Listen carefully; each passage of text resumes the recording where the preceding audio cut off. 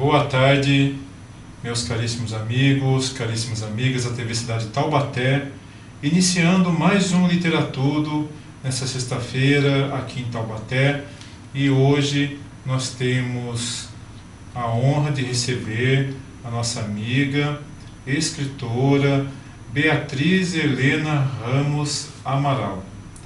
Ela que veio de São Paulo para nos conceder essa entrevista, ela que é procuradora de Justiça, escritora, formada em música, bacharel em Direito, também mestre em Teoria Literária, uma formação vastíssima e também com premiações no Brasil, na Itália, uma carreira literária brilhante, com vários livros publicados e também com um CD publicado.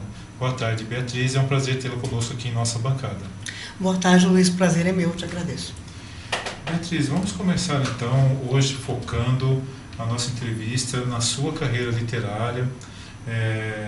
Você que tem carreiras brilhantes, mas vamos focar nessa carreira literária.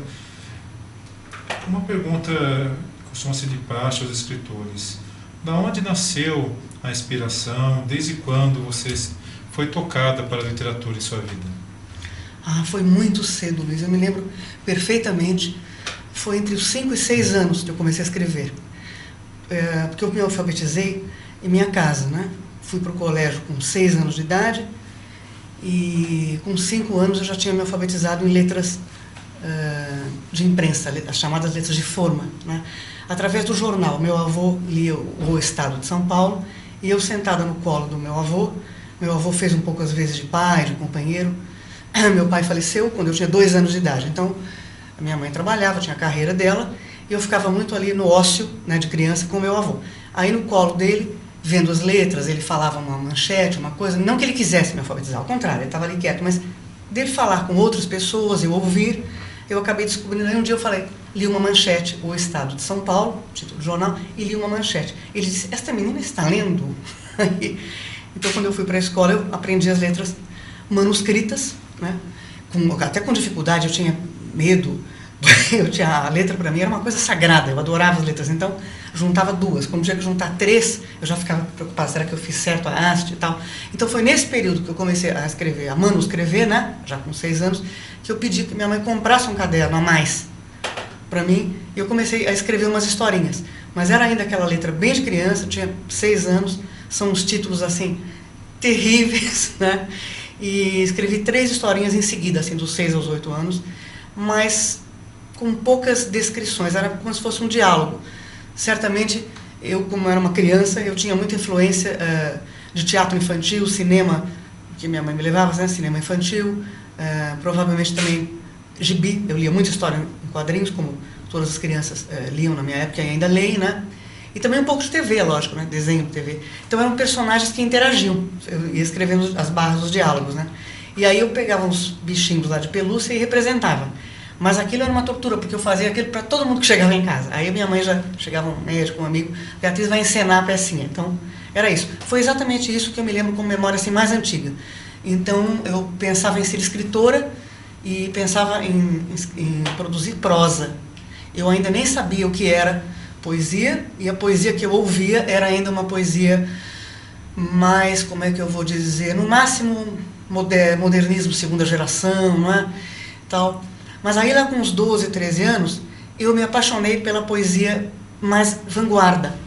E tive também um motivo, né? Tinha alguns livros também em casa, muitos livros de Edgar Braga. Edgar Braga, médico, né?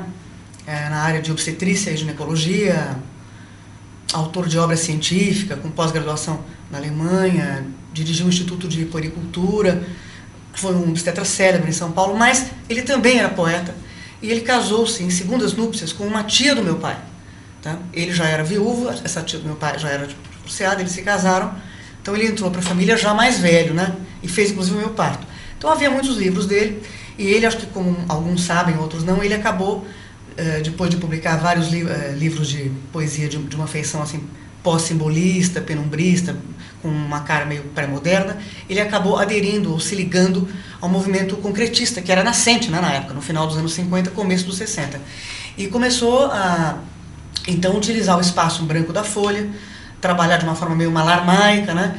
E tudo isso com um senso assim muito apurado, né? De ritmo, de música, de melodia. Aquilo me atraía muito, né? Também comecei a estudar música muito cedo. Minha mãe achou que fazia parte da formação cultural, música. Eu comecei a estudar, eu gostava de música. Então eu fui muito atraída pelos livros dele, que eu não compreendia nada, né? Inclusive era um vocabulário, um léxico, né? Um semântico, um vocabulário muito difícil, né? Para menina de 8, 10 anos. Mas eu lia, já gostava daquilo. Aí mais tarde, estudando no colégio, eu gostei muito do modernismo, né? De algumas coisas do simbolismo, mas quando chegou na poesia concreta, na poesia visual, poema processo, mas especialmente a poesia concreta, eu me encontrei, porque isso também tinha a ver com um gosto que eu sempre tive na música, né? Eu estudei violão erudito, né? Desde 7 anos de idade, fiz lá conservatório, faculdade, tudo. Então eu sempre gostei muito de música antiga, música renascentista, música barroca.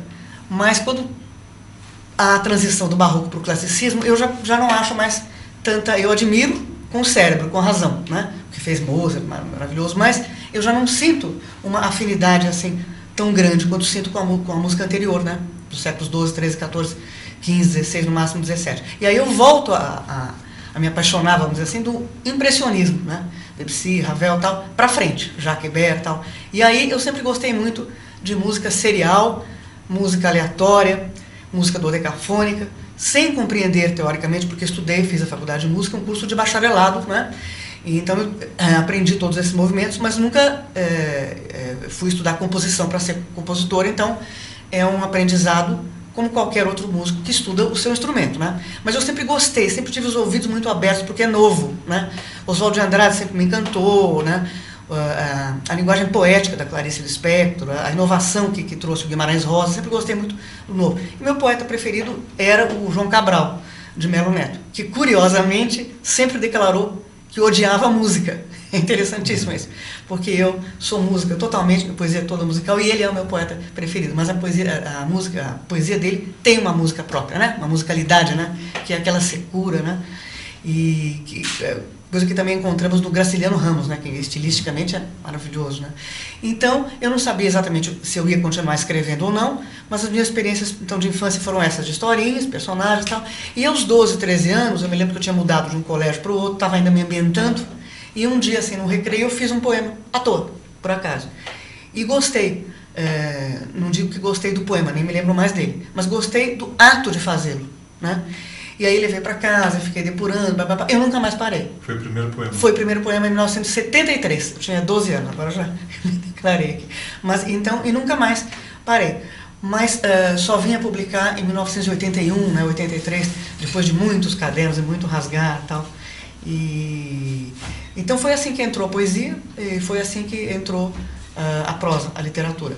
Meio mesclados com música e mesclados com as outras artes, como eu falei, teatro infantil, né, histórias em quadrinhos, né, gibi, cinema infantil, tudo fazia parte assim, do imaginário. Né? Na sua poética hoje, o que você considera em poetas brasileiros a sua maior inspiração nos poetas? São esses que você já citou, tem mais alguns, e também aproveitando internacionais, você tem muitos brasileiros gostam muito de Neruda, Mayakovsky, você também tem alguma inspiração na poesia estrangeira? Sim, Mayakovsky e Neruda são grandes poetas, me inclinaria um pouco mais para Mayakovsky, mas Mallarmé talvez seja um dos meus preferidos.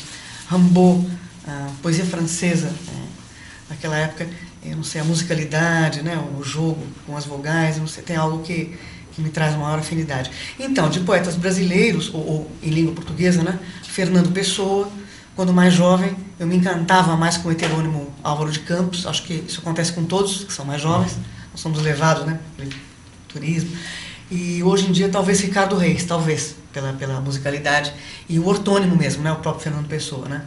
Eu gostava também muito de Cecília Meirelles, Drummond e Manuel Bandeira, especialmente Manuel Bandeira, ainda na adolescência, né? Continuo gostando, mas foram assim os primeiros que a gente, enfim, começa a estudar e gosta. Influenciaram a sua obra? Com certeza, com certeza. A questão do eu lírico, né? A musicalidade de Cecília Meirelles, aliás, eu citei 3, né? Bandeira, Cecília e Drummond, que faziam parte da segunda geração do modernismo, que se caracterizou muito por essa volta à musicalidade, quer dizer, havia o arrojo da primeira geração, que eles não abandonaram, mas trabalharam também um pouco, né, de música, também se voltaram um pouco para temas metafísicos, sociais, enfim. Mas aí surge o João Cabral. Quando eu comecei a fazer leitura, o João Cabral, aí acho que ninguém superou. Aí eu me lembro que com 13, 14 anos eu queria comprar todos os livros do João Cabral, todos, poesia completa, eu ia lá, comprava, ficava. E Augusto de Campos, Haroldo de Campos, Décio Penhatari, o próprio Edgar Braga, né, como ele disse. Depois, mais tarde, já com uns 19, 20 e poucos anos, Paulo Leminski. Paulo Leminski, eu posso dizer que houve uma influência mesmo, talvez até na dicção. O que não é nem uma característica individual minha, né? O Paulo Leminski, talvez, para a minha geração, tenha nos influenciado a todos, porque ele conseguiu unir, né, o eruditismo, né, que ele conhecia com o humor, né, a cultura ocidental, a cultura oriental, né, a maneira como ele trabalhava os haikais, né, a liberdade, e tudo isso com uma genialidade muito grande, com uma habilidade muito grande. Então, Leminski, eu acho que influenciou a todos da minha geração e não podia ser diferente comigo, né.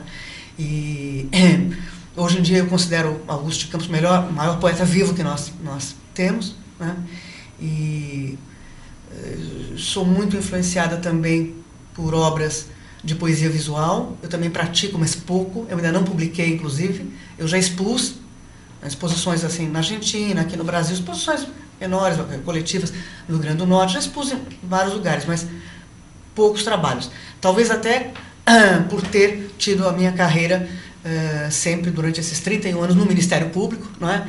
Que consumiu sempre todas as energias, o tempo e o foco e a atenção, porque sendo promotora de justiça criminal, não é? Então talvez por eu estar mais habituada à linguagem textual mesmo, normal, a minha produção foi sempre poesia verbal, né? Com grandes diferenças, claro, de acordo com os momentos que eu ia vivendo.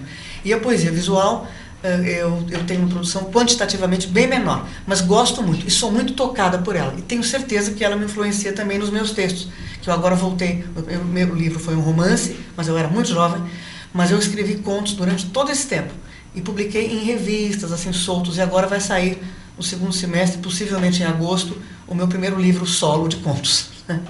Realmente muito interessante. Ferreira Goulart, e diz alguma coisa para você? Muito. Da poesia dele? Muito, muito. No meio do poema sujo e as coisas atuais que ele faz, a origem, né, dele junto com o movimento concreto, a ligação que ele também tem como teórico de arte, crítico, então, que ele tem com a visualidade. Isso ele não está produzindo trabalhos visuais agora, mas é claro que isso ficou permeado, porque é um artista completo, né? Então, diz bastante, sim. Assim como, veja, gosto muito de Drummond, mas tenho uma certa predileção por Cabral, né? Então você já deduziu, né? Sim, sim. Mas são dois grandes escultores da palavra. Não resta dúvida, não resta dúvida. A sua poesia, você, para o leitor, assim, o leitor comum, nós sabemos que o leitor erudito é uma coisa, o leitor comum é outra. Como que você acha que o leitor comum recebe a sua poesia? Bom, vamos ver o que a gente entende por leitor comum, né? Quando a gente fala leitor erudito, é fácil de imaginar, né? Sim, alguém que lê muita poesia, que lê poesia de outros países, que lê tradução, eventualmente que tenha um curso de especialização, ou mestrado, ou doutorado, ou até os dois, né? Um professor. É fácil definir o que é, ter uma noção do que é um leitor mais erudito, né? Que seja comum. Agora, o leitor comum, eu acho que há várias categorias aí. Há um leitor comum que é poeta também, que pode não ter estudado tudo isso, não ter tido acesso a muitos autores pelo estilo de vida, enfim, ou lê mais pela internet, ou é mais jovem e tal, mas ele também produz, então ele já tem uma sensibilidade diferente, um olhar crítico diferente, porque ele produz, né? Há também o leitor comum que lê muita prosa, então está muito próximo, tem muita intimidade com a literatura, mas não lê tanta poesia, né? Então, a minha poesia, como é uma poesia verbal, como eu falei, eu faço poucos experimentos, eu utilizo assim, o espaço branco. O papel já utilizei até mais, faço às vezes alguns jogos, mas a minha produção publicada é verbal, né? Então, se ele tiver alguma afinidade, por menor que seja, com a literatura ou com a música, eu acredito que de alguma forma ele vai ser tocado, né? Porque o léxico que eu uso é um comum, de vez em quando existem umas recorrências a termos musicais. Eu estou te dizendo isso porque as pessoas que analisaram os livros e fizeram algumas resenhas, alguns ensaios, todas tocaram muito nesse ponto. Então existe essa musicalidade que vem de mim, questão de ritmo, né? Eu sou daquele tipo de poeta, de escritora, que eu acho que uma grande parte faz isso. Aliás, eu não sei se há algum que não faz, mas eu faço sempre. Que ao escrevendo à mão, né? Eu faço alguns poemas direto no computador, mas a maioria, né, à mão. Quando eu acabo de fazer uma frase, uma semifrase, uma linha, eu leio para mim, em voz alta, se eu estiver sozinha, né? Ou releio mentalmente para ouvir. Não é uma questão silábica, não é uma questão cerebral. O primeiro corte, né? A primeira crítica, a primeira observação que eu vou fazer é através da eufonia mesmo, como é que aquilo soa para mim. Né? E aí depois eu sigo então trabalhando, mas faço isso muito, especialmente com as primeiras linhas do poema, ou primeiros versos, né? Primeiras linhas ou primeiros versos, faço especialmente isso. Então eu acredito que o leitor comum não vai ter dificuldade, e vou te dar um exemplo. Eu sempre gostei de ler alguns poemas que eu faço, se eu faço 3 poemas num dia, e depois eu fico 10 dias sem fazer nenhum, e faço um poema que demora um mês, e é assim mesmo, né? Alguns se faz lá rapidamente e tal. Eu sempre gostei muito de ler esses poemas para as pessoas que estavam perto de mim. E que pessoas que estavam perto de mim? Bom, na minha casa nenhuma. Porque quando eu era criança, minha mãe trabalhava, sempre estava trabalhando, então eu sou filha única, então eu lia para minha mãe às vezes, fim de semana, um poema ou outro. Mas eu sempre li muito para as nossas auxiliares do lar. Sempre. E eu ia para a cozinha e eu estava fazendo um doce, então qualquer coisa, eu dizia, olha, eu vou ler um poema. Falei, mas você não precisa dizer nada, só ouça. E eu via que muitas delas sorriam, às vezes vinha uma lágrima e tal. Então, isso significa que tocou de alguma forma, né? E às vezes eram pessoas assim mais velhas já, com mais de 60 anos, mais de 70 anos, que não tinham contato nenhum com literatura, mas que gostam de cinema, gostam de criança, gostam de animais, têm, enfim, uma sensibilidade, e aquilo tocou. E é isso que importa, né? Porque a partir do momento em que a obra te toca, você vai querer ouvir de novo, conversar a respeito, fazer perguntas. Foi assim o meu caminho de entrosamento com a música barroca, com a música renascentista. Eu tocava algumas peças no violão, algumas que foram transcritas ou escritas para laúde, né? Para violão. E outras coisas eu não tinha a menor ideia. Mas eu via, me agradava. Eu procurava, agora no Google, né? Mas procurava na biblioteca, conversava com alguém. Se tinha um concerto anunciado, eu procurava ver. Se era um grupo estrangeiro, eu ia ver um grupo do exterior. Se era brasileiro também. E foi assim que eu me aproximei mais de música antiga. Então eu acredito que um leitor comum, que tenha sensibilidade, né, para a poesia, que gosta de alguns poemas, vai querer, enfim, se aprofundar. Mas é claro também que tudo isso depende de gosto, né? E os leitores contemporâneos vão ter à disposição, através do Google, né? Poetas de todos os tempos, espaços, todos os séculos, né? Então é claro que alguém terá afinidade e outros terão menos, claro, né? O leitor de hoje realmente ele tem uma gama enorme de oportunidades, né? Você poderia ler um poema seu? Eu pego daqui.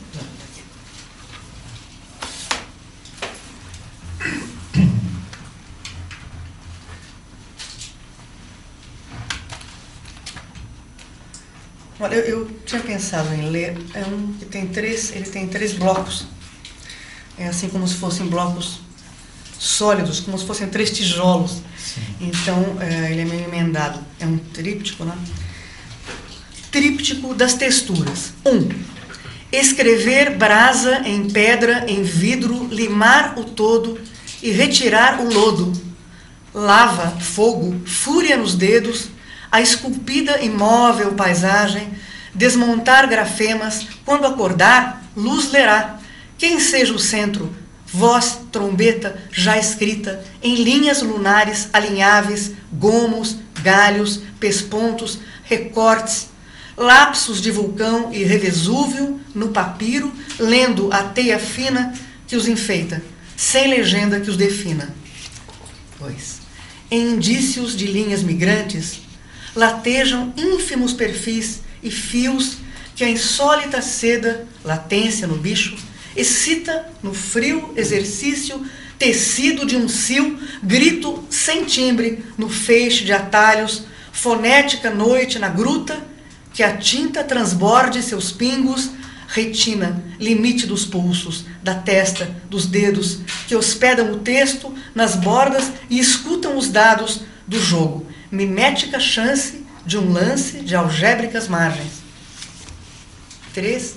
A falência das nuvens recobre o escuro noitempo, na espádua, óleo, epitélio, contorno comanda moinhos e mini-imagens, roçando e rolando mosaicos símile de cílios de cidra e vapor, sopra nos poros, fluência de ondas e águas eslavas, em barcos, em pedras, a flácida frase de palha se esgarça, prelúdio, epitélio, a vontade se mede, a palavra é uma corda, e se mescla, e se despe, e se alarga. Parabéns, Beatriz. Muito obrigado pela leitura. Este foi um dos poemas que durou anos para ser feito, porque eu fazia e voltava a falar, não é isso. Anos. Na verdade, é uma escultura, né? Agora eu gostaria, Beatriz, que você falasse um pouquinho dos haikais. O haikai que você escreve é mais inspirado, como você estava falando, em Leminski, né? Não é aquele haikai guilhermino, de Guilherme de Almeida, é mais para Leminski. Talvez o Leminski tenha sido decisivo, né? A minha mãe, que também era escritora, a Elza Ramos Amaral, que também fez parte da União Brasileira de Trovadores, né? Ela frequentou durante muito tempo, participava dos concursos, foi várias vezes premiada. Ela fazia trovas, né? Eu nunca fiz trovas. Eu fiz sonetos quando adolescente, porque a gente faz mesmo, a gente está estudando as escolas e faz, exercita. Minha mãe fez muitos sonetos, ela acabou não publicando, deixou muita coisa inédita que eu estou publicando agora, ela publicou 5 livros em vida e tal. Mas na época em que ela fazia haikais, eu tinha publicado um livro, em 1988, com poemas mais curtos do que haikais. É que aqui é uma reunião, então, alguns dísticos, outros que às vezes eram uma frase só solta, uma palavra só, né? Sim. E era um livro chamado Encadeamentos. Mas, aqui, por exemplo, eu tenho vários, né? Sim. Mas em 1983 eu tinha publicado um livro chamado Cosmoversos, cujos últimos poemas, os poemas eram curtos, mas de uma página, né? Os últimos eram haikais, mas ainda sem eu saber. Foi o primeiro livro que eu publiquei, então ele reunia os primeiros poemas feitos desde os anos 70, final dos anos 70 a 80. E então eu não os cortei, não fiz contagem silábica, não os cortei para que fossem haikais. É que o meu processo, muitas vezes eu faço um poema assim na página, que tem 1 ou 2, 3 páginas, às vezes eu corto. E, mas isso aqui, sim, e elimino todo o resto. E alguns acabavam se transformando em haikais, espontaneamente, né? Sem que eu tivesse uma intencionalidade para isso. Sem preocupação métrica? Sem preocupação, nessa época sem preocupação. Sim. E depois, lá para 1989, a minha mãe, que já estava fazendo muitas trovas já há muitos anos, tal, começou também a fazer haikais. Nós participamos de muitas oficinas de haikais, me lembro de ter ouvido muito oficinas com a Olga Savary, também a Alice Ruiz, que na época estava ainda em Curitiba, né? Tinha sido secretária de cultura, ela vinha, né? Ocasionalmente não morava aqui ainda entre nós, e eu lia, eu gostava bastante, e comprávamos muitos livros de Issa, de Bachot, né? Depois também comecei a ler as transcriações que o Haroldo fez, né? De Bachot, Haroldo de Campos. E depois as traduções do Alberto Maracicano, músico, citarista, filósofo, também poeta, que se tornou muito amigo, grande amigo. Tanto que fizemos juntos esse disco, né? Ressonâncias, né? Meu e dele. E ele tinha uma ligação muito grande com toda a cultura oriental, né? Ele morou na Índia, estudou o citar indiano com o Ravi Shankar, introduziu o citar aqui, e ele traduzia, às vezes acoplado a um professor daquele idioma, às vezes sozinho, ele traduzia poesia da Coreia, né, de diversos países, e traduziu também Bachot. Então eu lia muito essas traduções também, lia Leminski, então lia o Bachot puro com traduções, lia muito Franchetti também, claro, Paulo Franchetti lia, tal. E evidentemente, como eu já gostava, e nesses livros em que eu tinha poemas mais longos e alguns curtos, os professores que faziam críticas, que recebiam o livro, especialmente eu me lembro de uma, de um grande escritor também que nos deixou faz tempo, o Hilton Pereira, que você deve ter, né, conhecido também. Ele sempre eram os preferidos dele. Então isso quer dizer que eles estavam apreciando os momentos em que eu era mais concisa. E eu sempre gostei muito do minimalismo, da concisão. Então é claro que isso me levou. Aí eu comecei a produzir intencionalmente, a fazer a contagem de sílabas. Então eu tenho alguns que são mais, vamos dizer assim, ortodoxos nesse sentido, e outros não, mas a maioria não. E em 1989, então, nós estávamos em uma viagem, em Águas de São Pedro, descansando, e minha mãe começou a escrever haikais e eu escrevendo haikais ao mesmo tempo, uma sem saber que a outra estava escrevendo. E aí ela disse, você está fazendo haikai. Eu falei, mas não é possível, quem está fazendo sou eu. Ela disse, mas eu estou fazendo. Aí, simultaneamente, nós tivemos a ideia de publicar um livro juntas. Eu já tinha editado um com o Masao Ono, né? Nós levamos para ele o projeto. Esse um que eu já tinha editado chama-se Encadeamentos. Ele está republicado aqui, mas eu não tenho mais nenhum exemplar. E deste que eu lancei em parceria com a minha mãe, em colaboração com a minha mãe, eu ainda tenho, porque foi uma tiragem um pouquinho maior, eu salvei alguns. Ou ela salvou alguns, porque eu acho que os meus já teriam. Primeira Lua, né, que é esse aqui. Então tem 17 haikais meus, 17 dela, e alguns sumês do Okinaka. Então aqui tem de tudo, quer dizer, tem alguns mais ortodoxos, alguns mais cortados, né? E agora, recentemente, como minha mãe também, ela publicou alguns haikais como introdutórios a livros dela de prosa, e ensaios e tal, e um deles foi musicado pela compositora Adelaide Pereira da Silva Colar, compositora erudita, ex-aluna do Camargo Guarnieri também. Eu então fui retomando esses haikais da minha mãe, dos livros dela, né, os meus, né, e acabei nós estamos lançando uma coleção de haikais assim na forma postal, né? Então são os haikais postais. Mas aqui tem de tudo. Alguns assim com uma fisionomia, vamos dizer assim, leminskiana, né? Outros com uma fisionomia talvez mais influenciada por Basho, outros que não tem nada a ver, são aclimatados mesmo. Tem alguns metalinguísticos, né? Esses que estão na sua mão são os meus. Aqui são os dela, os da minha mãe. Os dela talvez sejam um pouco mais líricos. Se me permitir, só para fazer uma comparação, eu, talvez muito influenciada pelo concretismo, pelos movimentos todos de vanguarda que com ele vieram, né? O concretismo não foi simplesmente um movimento, né? Ele abriu as portas, né? Para coisas, movimentos que estavam acontecendo, né? E que serviram para arejar o estilo de quem estava começando a escrever, enfim. Então, por exemplo, eu leio um da minha mãe: praça escura, apenas o lampião e os olhos do gato. Então, há muito mais lirismo, imagética, né? Aqui, nesse, por exemplo.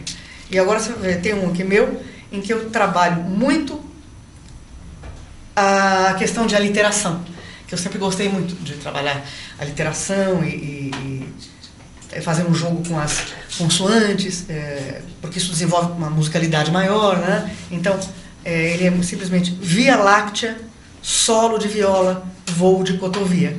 Então, quer dizer, eu estou também escrevendo, né?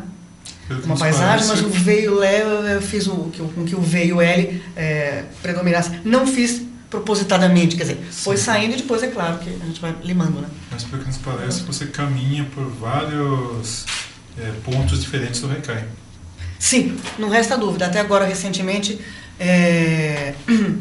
nós somos convidadas, poemas da minha mãe e meus, para fazer parte de uma exposição grande. Um dos curadores o curador de literatura mesmo, é o poeta Carlos Bueno. E ele escolheu haikais da minha mãe e meus de livros, né, diferentes, e fez mesmo esse comentário. Aí eu sinto que existe mesmo uma produção assim, diferenciada, mas que vai caminhando paralelo. Eu continuo escrevendo os contos, eu também faço muitas resenhas, né, sobre livros, especialmente de poesia, mas não somente, mas especialmente, né, e que me mandam, publico às vezes na revista Germina, na portal Musahara, e já publiquei na revista Zunai, e procurando resenhar e analisar, interpretar poetas do meu tempo, da minha geração, a maioria deles até mais novos do que eu, né? De vez em quando um outro mais velho. Eu escrevo, isso me dá um prazer imenso. No caso hoje, a Beatriz de hoje, você se considera mais poeta, mais contista ou mais crítica literária? Mais poeta sempre. Primeiro porque nos meus contos a linguagem poética transborda. E eu acabo de ler um conto, qualquer uma pessoa que lê um conto meu, primeira coisa que comenta: mas é poesia, é prosa poética, então não tem como fugir. Isso, né? Eu acho que já estava íncito em mim, né?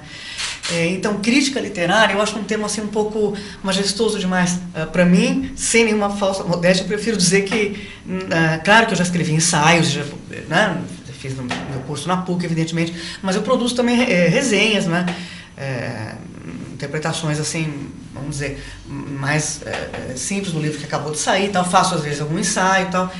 Tenho realmente prazer de fazer isso, mas me considero mais uma intérprete. Talvez a poesia também vá para a resenha. Já me disseram muitas vezes, alguns autores disseram: eu gostei muito porque, além de tudo, você observou aspectos que eu a vida inteira esperei. Isso uma poeta me disse, eu não vou citar agora o nome dela, mas uma poeta que já tem 50 anos de carreira, uma poeta genial, brilhante, e eu fiz uma resenha, ela disse, puxa, eu esperei a vida inteira para que alguém observasse esse pormenor que eu uso nos poemas, mas as pessoas ficam muito centradas no conteúdo e não vão para esse aspecto, por exemplo, mais sonoro e tal, né? E depois, além de ter gostado, eu gostei porque você estabeleceu uma espécie de um canto paralelo.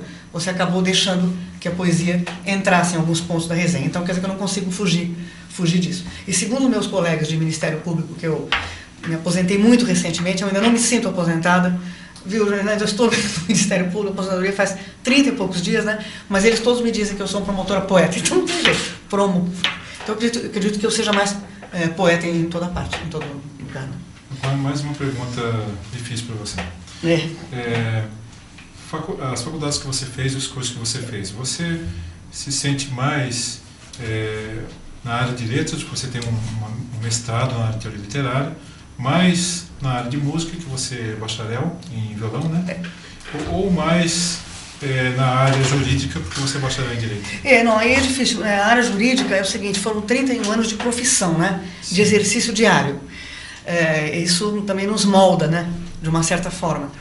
Sempre procurando não repetir o texto, não ficar presa a fórmulas, né? Ver as soluções da lei, ver o aspecto humano, né? Enfim, são as questões de sensibilidade, de poesia, discutir. Uma das funções do Ministério Público no interior, você deve atendimento ao público, né? Infelizmente eu não fiz isso tanto, mas fiz durante 2, 3 anos em que eu estive no interior, então fiz e voltava, me lembro, para casa com uma sensação, assim, um conforto, uma sensação de paz muito grande, muito bom esse diálogo, né?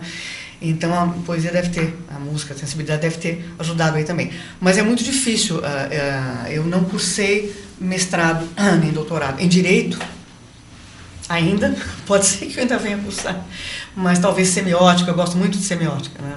Não dava tempo, porque eu sempre trabalhei em promotoria criminal, com marcas muito pesadas, trabalhei em Franco da Rocha, em Osasco, né? Lugares que eu mesma me dirigi para esses lugares, procurei escolher para ficar perto do meu bairro Perdizes, eu moro ali na Rua Monte Alegre, na rua da PUC, por isso fiz meu mestrado também ali, que é excelente, mas também estava próxima, né? Então, existe a prática cotidiana, que é acompanhada por estudos, claro. Eu estudo caso, eu estudo livro, eu estudo a teoria, eu era uma boa aluna, sempre gostei muito. Mas a literatura, ela veio antes, porque ela veio quando eu tinha 6 anos. Quando eu tinha 5, 6 anos, eu nem sabia que eu ia estudar direito, não é? Muito menos que ia fazer concurso público. Então a literatura veio antes, para as pessoas que são reencarnacionistas, eu trouxe, né, de algum lugar. Porque mesmo que eu não publicasse absolutamente nada, acho que escrever eu escreveria. Acho que diariamente seria talvez até por uma necessidade, uma maneira de dialogar talvez comigo mesma. Então a literatura, ela abrangeu talvez camadas mais profundas aí do meu ser, né? Pela maneira como ela começou, né? Sem que ninguém imaginasse. Por exemplo, eu nunca soube que a minha mãe escrevia. A minha mãe não havia publicado nada quando eu comecei a escrever. Quando eu estava com uns 13, 14 anos, ela me contou, vou te mostrar meu livro de sonetos. Eu não sabia, então não foi uma influência, né? Pode ter vindo pelo DNA, gosto pela literatura, pela música, pela arte, mas música minha mãe quis que eu estudasse, matriculou-me no conservatório. E literatura ela nunca falou nada, simplesmente ela tinha a biblioteca dela, né? E eu às vezes ia lá, Então eu acredito que a literatura esteja muito assim, no sangue, muito nas vísceras, né? Já, né? Eu tenho certeza que agora, com a minha aposentadoria, eu não vou abandonar o direito, pretendo talvez fazer outros cursos, vai sair inclusive agora um livro de escritos jurídicos, que são alguns artigos e teses, ensaios, que ao longo dessas décadas aí, né, não pretendo abandonar, mas é claro que não é mais o ritmo, né, de um promotor de justiça. Eu fui durante 20 anos promotora criminal e 10 anos procuradora criminal, sempre criminal. Durante alguns momentos fui promotora de justiça de família e outros, mas criminal basicamente 90% do tempo. Então é óbvio que isso não sai da vida da gente, né? São experimentos que se fez e tal. Agora, a questão da música já é mais curiosa, porque a música eu considero, Luiz Antônio, você vê, nós estamos falando em música, falamos em cinema, eu também fiz curso de roteiro, dramaturgia, cursos rápidos de 6, 7 meses, quando havia possibilidade, cursos semanais, sempre gostei muito dessa área. Não atuei, mas eu sempre procurei, eu sempre prestei muita atenção em roteiros, quando ia filmes, então procurei fazer alguns cursos, mas mais mesmo de uma maneira talvez diletante. Agora, é claro que um curso de roteiro, e você escrevendo roteiros e de curta-metragem, no curso, Evidente que isso depois se reflete na sua literatura, se reflete em tudo, né? Cursos longos, de 1 ano, de 6 meses. Então, enfim, eu considero, nós estamos falando em música, cinema, literatura, falamos em direito, dramaturgia, não falamos em artes visuais, né? Então, artes visuais, tá no Braille. Talvez artes visuais, as artes plásticas sejam assim, a esfera estética com a qual eu menos tenha contato íntimo, né? Estou sempre nas galerias, estou vendo, mas não tenho, não há assim, um estudo, né, uma teoria. E música houve, né? Desde criança estudei e tal. Estudei conservatório, estudei acho que uns 12, 13 anos de violão erudito com o Silvio Santisteban, que era ex-aluno do Isaías Sávio, né? E depois fiz a faculdade mais 4 anos.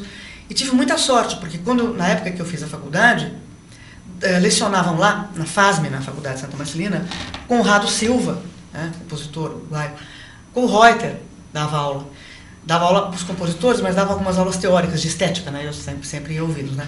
E estava lá o Eduardo Escalante, né, grande compositor, a Adelaide Pereira da Silva, a Laura Abraão, Juan Serrano, maestro. Então, tive bons professores e evidentemente que alguma coisa fica. Mas como não houve prática em todos esses 30 anos, agora eu toco, às vezes, tal, mas talvez um pouco mais solta criativamente por causa da minha criação em literatura, eu já tenho também algumas composiçõezinhas. Eu falo composiçõezinhas, que são poucas. Não tenho, talvez, interesse para... Não, são composições mais de teor de MPB mesmo, então são letras, são poemas musicados, né? Tem uma instrumental que eu fiz para flauta e violão, isso fiz no final dos anos 80. Tem alguma coisa. Agora, gosto de fazer, né? E talvez eu faça mais alguma coisa, enfim, nesse sentido, produza assim um pouco mais, né? Mas evidentemente que, enfim, o que vem da infância, né, que eu trago e continua em mim, que está dentro de mim, né, independentemente dos cargos que eu tenho ocupado ou possa vir ocupar, das palestras que eu faça ou não faça, é a literatura e especialmente a poesia, né? Eu não sei se nós comentamos que eu sempre fui uma grande leitora de Clarice Lispector, né? E depois, mais tarde, me tornei também de Guimarães Rosa, né? Mas talvez Clarice Lispector, João Cabral de Melo Neto e Graciliano Ramos sejam talvez os meus 3 escritores, independentemente de gênero, né? Favoritos brasileiros, talvez sejam os que mais influenciaram, né? E a prosa internacional? Suas maiores influências? Vamos ver, eu gosto muito de Virginia Woolf. Bom, eu falei em Clarice Lispector, dificilmente não falaria, né? Mas gosto muito, muito realmente. Eu gosto também dos russos, literatura Tolstói, James Joyce, eu gosto imensamente e agora eu tenho conseguido tentar fazer uma leitura do inglês em paralelo com algumas transcriações de Haroldo e Augusto, que no começo eu só lia as transcriações, né, deles, né. Li também outras traduções que foram feitas mais tradicionais. O Ulisses, essa mais recente do Caetano Galindo, né, eu também li, realmente é muito bem feito, é um trabalho interessante, mas que teve que passar por, né, quer dizer, para se chegar a esse ponto de ter uma tradução neste nível do Caetano Galindo, tivemos que passar, né, por outras fases, outros autores e tal. Mas, enfim, é uma literatura, talvez, um pouco hermética, né? Mas eu gosto. Aproveitando o seu conhecimento de teoria literária... A literatura que se aproxima assim, mais do intimismo, né, me traz muita... Eu gostaria só que você desse a sua opinião da literatura russa, que existe uma crítica muito... até voraz de alguns, que quando se traduz para o francês e chega ao português, se perde muito. Por isso que a literatura hoje, algumas editoras estão buscando direto do russo, Dostoiévski, Tolstói direto do russo, em especial Dostoiévski. O que você tem a dizer sobre isso? Não resta a menor dúvida. Aí nem vamos fazer uma crítica, não é questão francesa.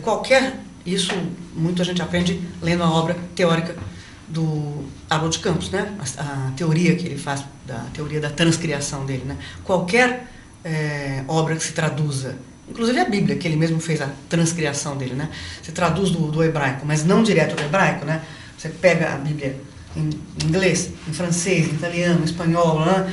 Põe lá todas juntas. Por mais que você depure, que faça, é diferente quando você vai do hebraico direto, porque você consegue perceber não só as questões de fundo, de conteúdo, né?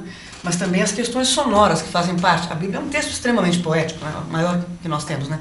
Então, no caso da literatura russa, até nós perdemos ontem, né, Boris Schneiderman, né, foi o grande tradutor do russo para o português, né, por ele ter essa origem russa, foi um grande professor, um grande mestre, e por causa dele nós fomos tendo uma série de mestres e mestras que foram formados, né, ou alunos dele, ou formados pela leitura mesmo, né, dos trabalhos dele.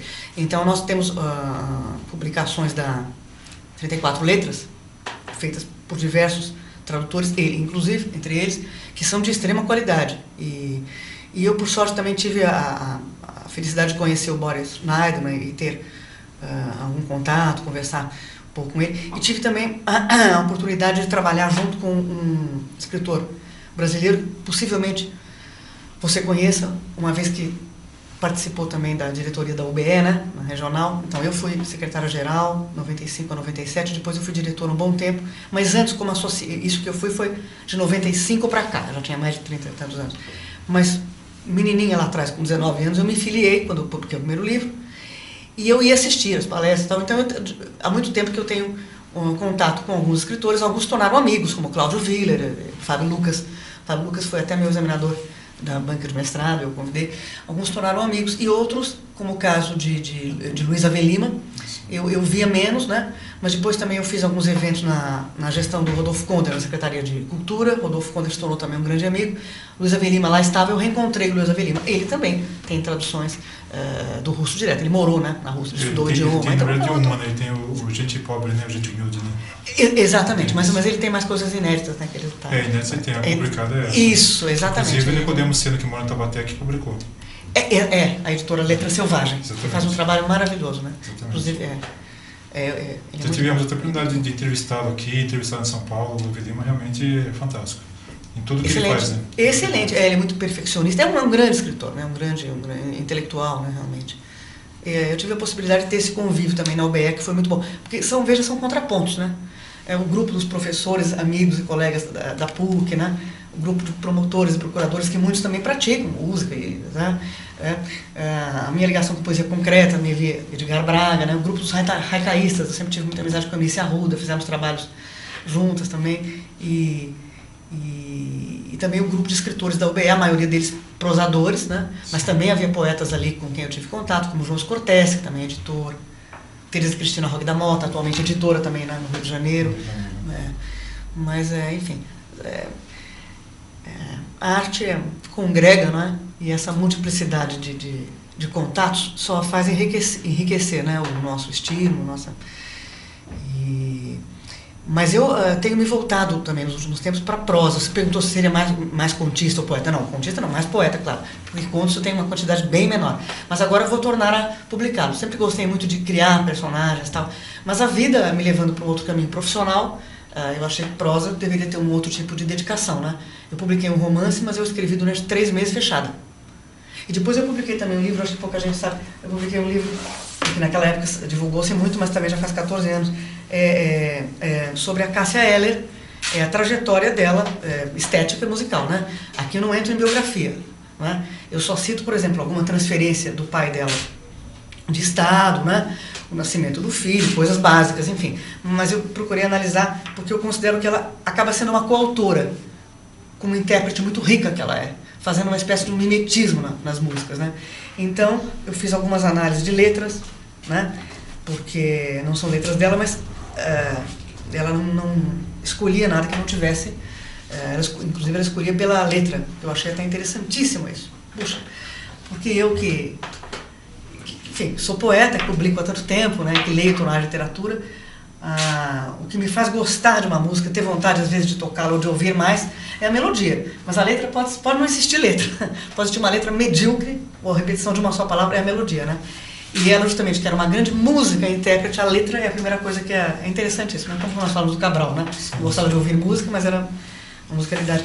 Então publiquei esse livro. Foi interessantíssimo, porque eu fiz pesquisa nos acervos de todos os jornais aqui no Rio, fui nos colégios que ela havia estudado para fazer alguns levantamentos, fiz algumas entrevistas com músicos e isso me fez me voltar de novo para a música de uma forma totalmente diferente, porque o meu curso foi de música erudita, né?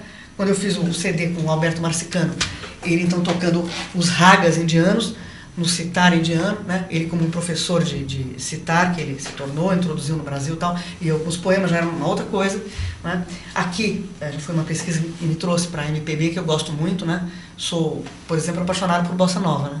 E também toco muito, né? Gosto de tal.